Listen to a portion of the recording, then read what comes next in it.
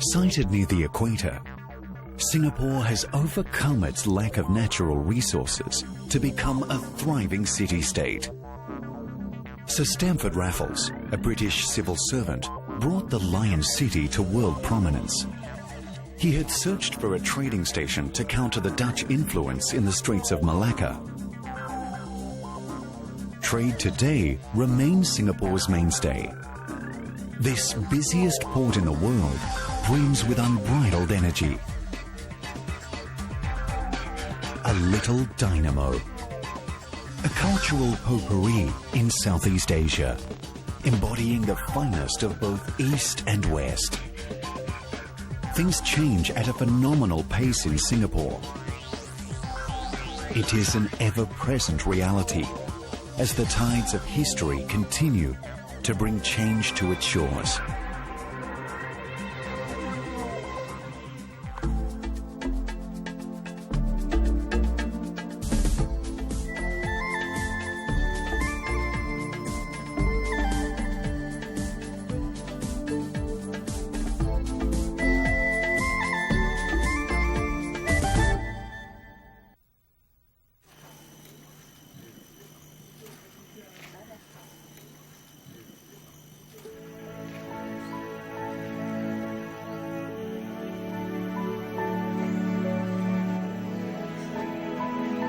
The art of Ong Kim Seng yield visual insights into the urban transformation of Singapore over the past 4 decades.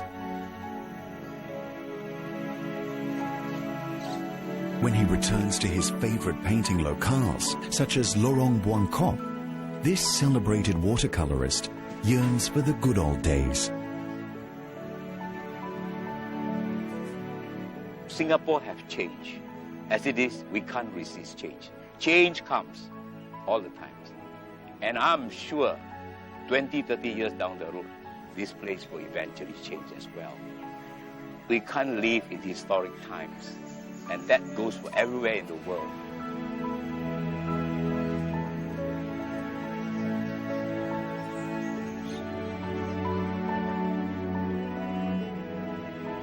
In the terms of spirit, we have become very modernized. We have become an ultra-modern city in terms of communication, and the spirit of the people have also changed and evolved with time.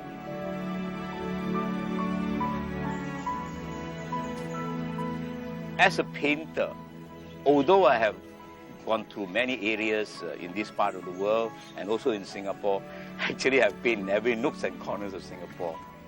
It has to go on with life. It's go on with the change. And the artist itself has to evolve with time and change with time as it go along painting.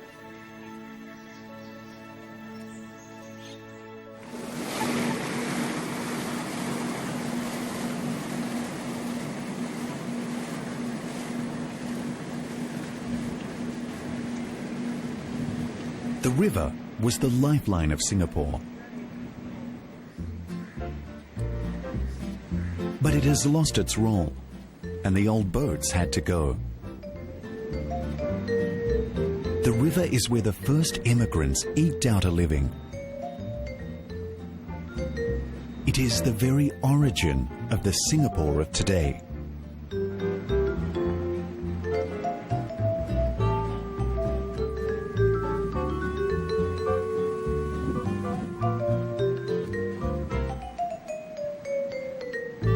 Here is where the transformation of a fishing village to seaport is captured over the decades in the watercolors of Ong Kim Seng.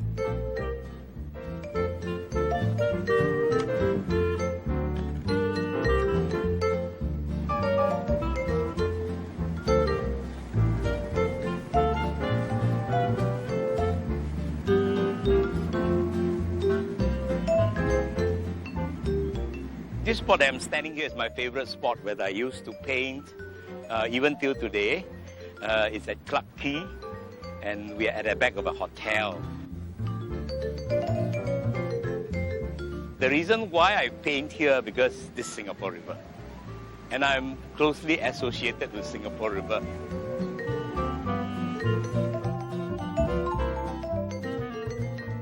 Singapore River, as people say, is the lifeline of Singapore.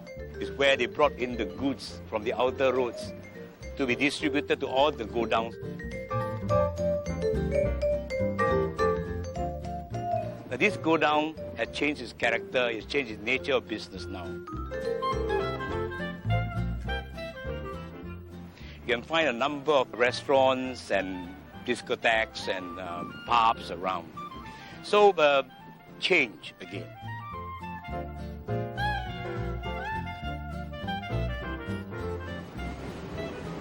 Against a backdrop of old go-downs, the riverbanks today are the perfect locale for an evening out. When the sun goes down, party animals are right at home in Singapore.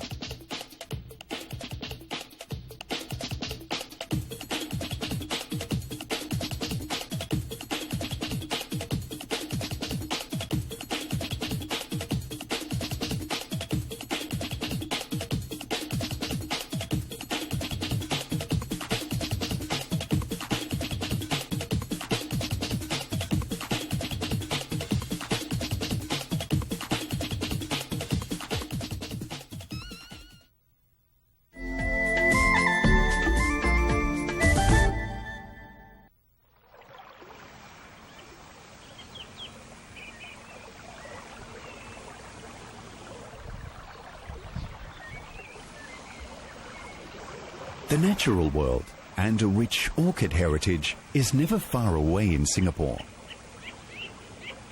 The city has been carved out of virgin jungle and swamp. Bukit Timah Nature Reserve is rich in plant and animal species within its primary rainforest. Shielded from the buzz of traffic, nature's cacophony takes over here with a vengeance. Despite Singapore's rush to join the modern world, Labrador Beach remains much the same as what Sir Stamford Raffles would have seen it. Minutes from the city, the reefs fringing this precious stretch are exposed at low tide. Labrador Nature Reserve is protected, but fishing is allowed off the jetty. An oasis of tranquility. The coastline is the last on the main island with natural rocky shores, live coral and seagrass meadows.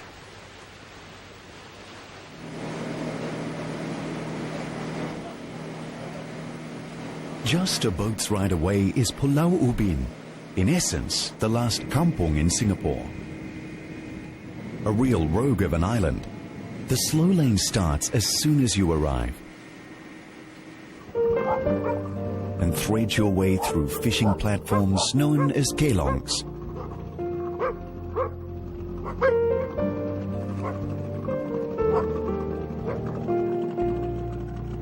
Once a trademark of Singapore, kelongs are now a dying breed, as fishing is no longer viable.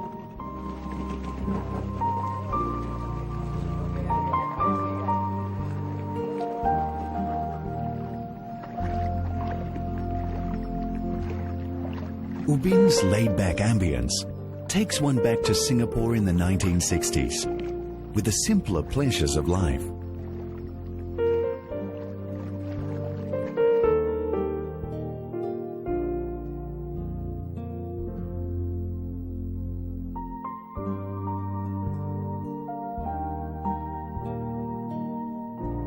There's something interesting about the kampong here. The soul is different, the spirit is different, the atmosphere is different.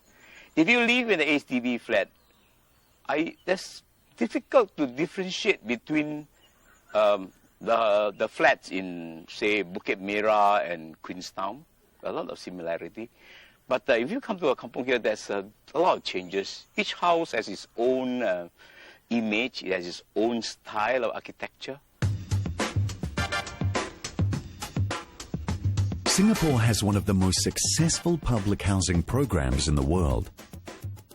The emphasis has shifted from providing a roof to a quality living environment. Today, 86% of the population lives in housing provided by the government. Public housing is characterized by high-density, high-rise buildings. They are designed to take up as little of the precious land resources as possible.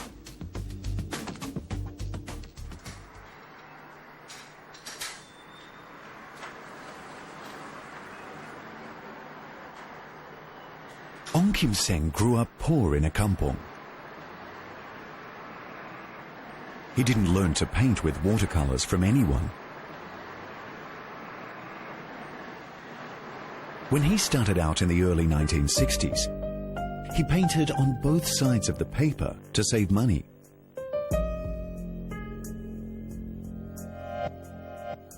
Today he's a master of the method and a winner of many accolades in the field.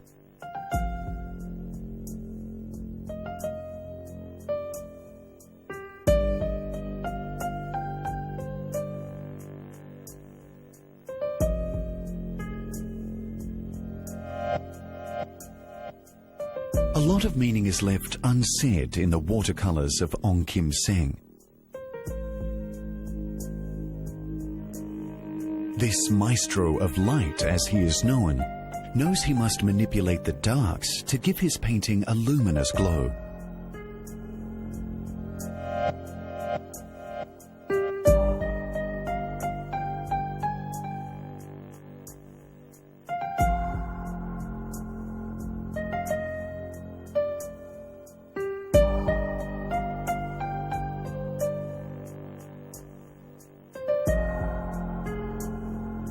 A signature style, marked by deft handling of light and shadows, to achieve oases of serenity in the midst of noise.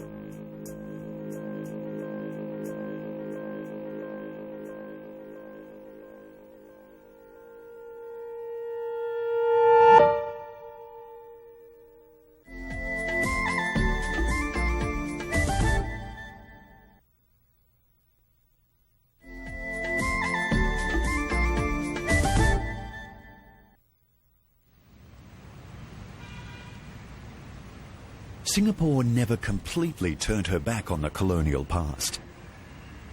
All around the city are marks of British colonial influence in the neoclassical buildings. Like many new nations, the city has taken some time to sort out what to discard and what to keep.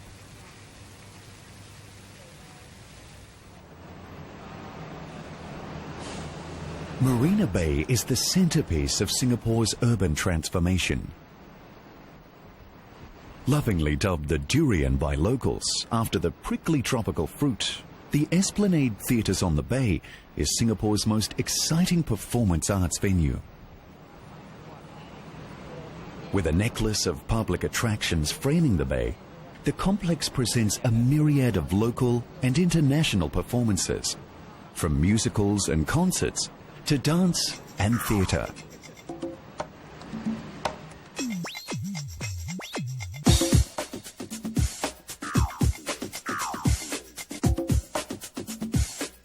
Behind the facades of modernity, Singapore is undeniably Asian.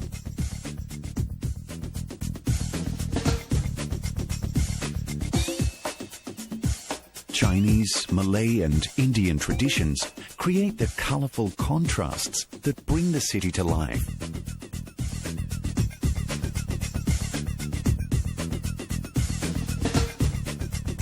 A diverse cultural heritage forms the canvas of a rich social fabric.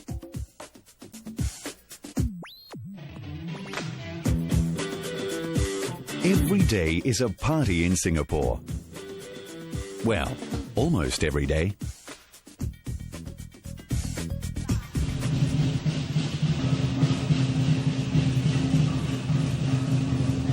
There are colourful festivals of special significance all year round. Chingay, an annual street pageant in Singapore, is staged as part of the Lunar New Year festivities. Although the festivals are special to certain races, all nonetheless enjoy it.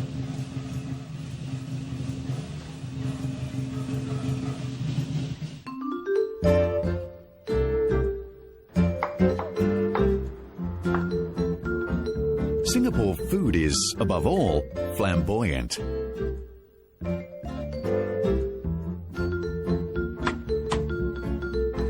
Like a riot of colours and patterns in a painting, food is a tasty tale about the city's unique tapestry.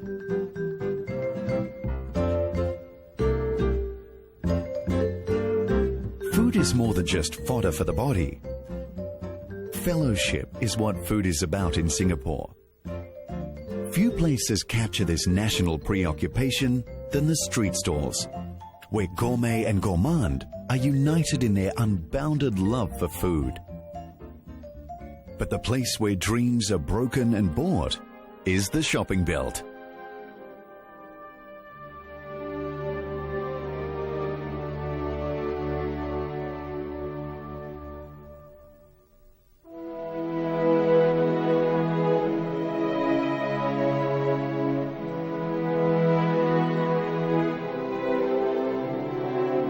Brick by brick and block by block, towers of glass and steel line what used to be mud tracks to make Orchard Road the premier shopping belt today. Virtually everything that is desired can be found in the malls here.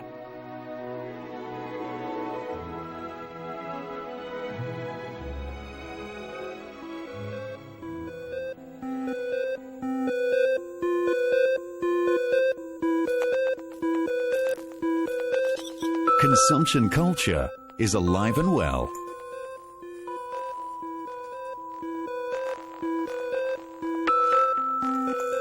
Life is not complete without shopping malls in Singapore. All the most recognizable brands to complete the experience.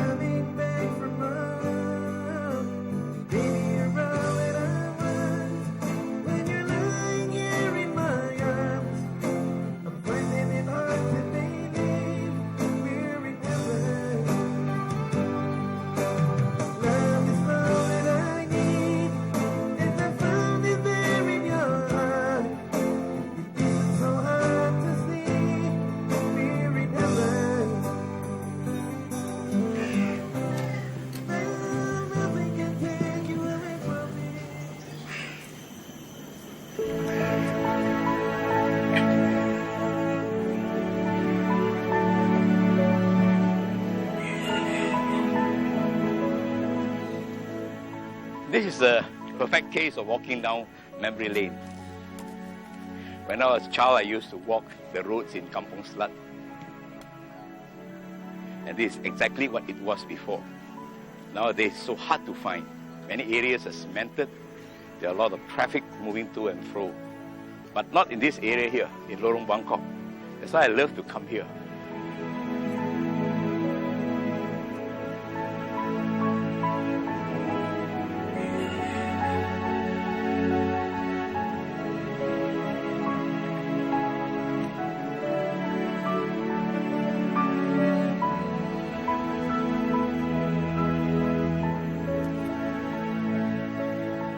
Since then, I have switched from painting rural landscape to urban landscapes.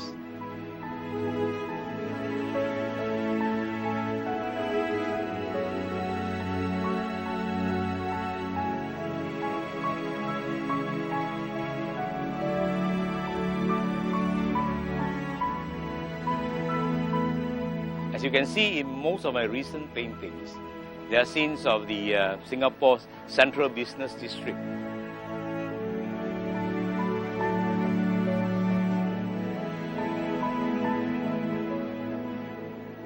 MRT station, MRT,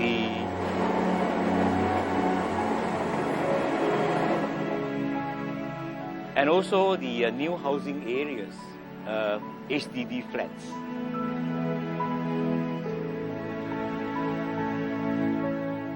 and also new condominiums.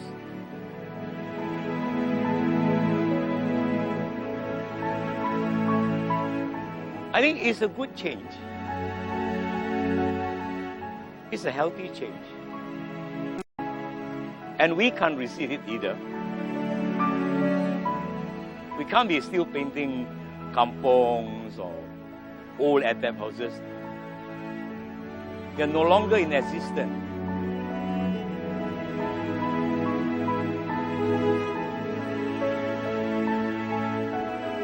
People might say for posterity, but the thing is, it is history. We have made history. We have lived with history. We have depicted history.